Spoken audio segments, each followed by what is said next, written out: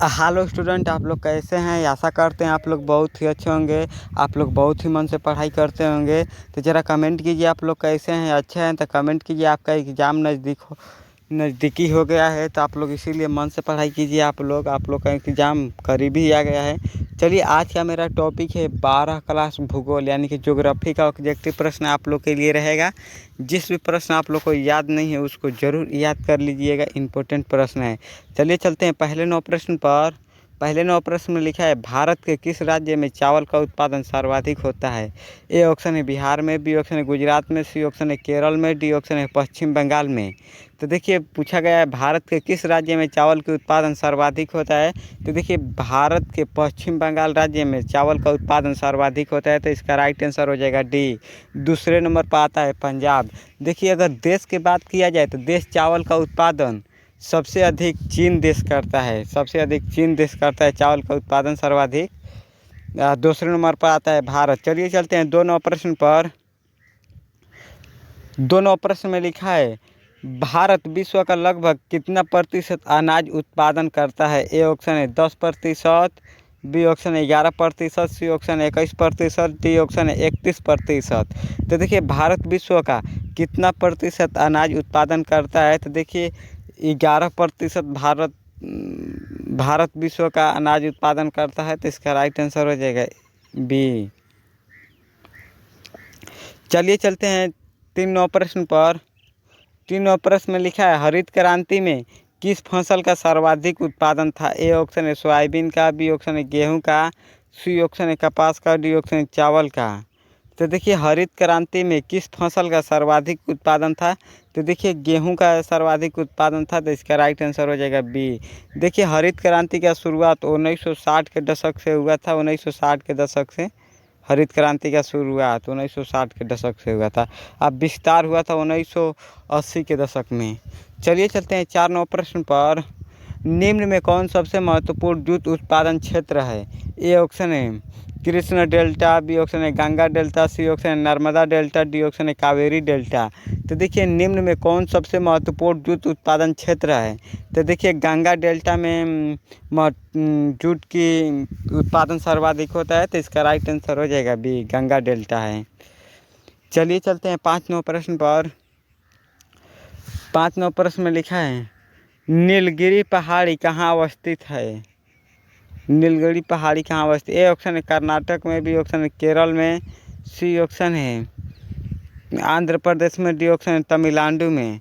तो देखिए, नीलगिरी पहाड़ी कहाँ अवस्थित है? तो देखिए, तमिलनाडु में स्थित है, तो इसका राइट आंसर हो जाएगा डी।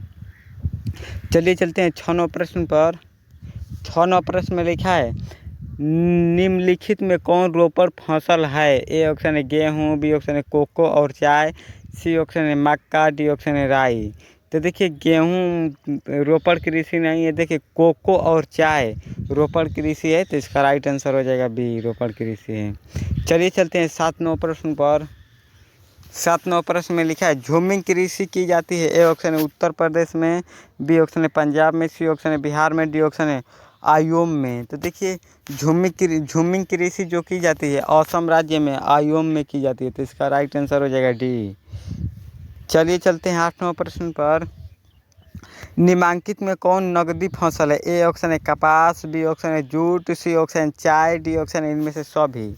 तो देखिए, निम्नलिखित में कौन नकदी फसल है? तो देखिए, नकदी फसल कपास भी है, जूट भी है, चाय भी है, तो इनमें से सभी हो जाएगा नकदी फसल में। चलिए चलते हैं 9 प्रश्न पर। बड़ोदरा किस राज्य में स्थित है? ए ऑप्शन है गोवा में, बी ऑप्शन है महाराष्ट्र में, सी ऑप्शन है गुजरात में, डी ऑप्शन है राजस्थान में। तो देखिए, बड़ोदरा जो है राज्य गुजरात राज्य में अवस्थित है, तो इसका राइट आंसर हो जाएगा सी, गुजरात में स्थित है। चलिए चलते हैं 10 प्रश्न पर। भाखड़ा नंगल परियोजना किस नदी पर अवस्थित है? ए ऑप्शन है सतलज नदी पर, बी ऑप्शन है ब्यास नदी पर, सी ऑप्शन है गंगा नदी पर, डी ऑप्शन है नर्मदा नदी पर। तो देखिए, भाखड़ा नंगल परियोजना किस नदी पर अवस्थित है? तो देखिए, सतलज नदी पर अवस्थित है, तो इसका राइट आंसर हो जाएगा ए, सतलज नदी पर। देखिए, बात किया जाए सरदार सरोवर बांध किस नदी पर अवस्थित है? तो हम सब जानते हैं सरदार सरोवर बांध जो है नर्मदा नदी पर अवस्थित है। चलिए चलते हैं 11 प्रश्न पर। योजना आयोग का गठन कब हुआ था? ए ऑप्शन 1948 में, बी ऑप्शन 1950 में, सी ऑप्शन 1952 में, डी ऑप्शन 1955 में। तो देखिए योजना आयोग का गठन जो हुआ था 1950 ईस्वी में हुआ था। तो इसका राइट आंसर आप लोग को याद रखना है, 1950 ईस्वी में हुआ था। इसका राइट आंसर बी हो जाएगा। चलिए चलते हैं 12वें प्रश्न पर। 12वें प्रश्न में लिखा है टाटा और बिरला ने मुंबई योजना कब बनाया? ए ऑप्शन 1944 ईस्वी में, बी ऑप्शन 1952 ईस्वी में, सी ऑप्शन 1934 ईस्वी में, डी ऑप्शन 1926 ईस्वी में।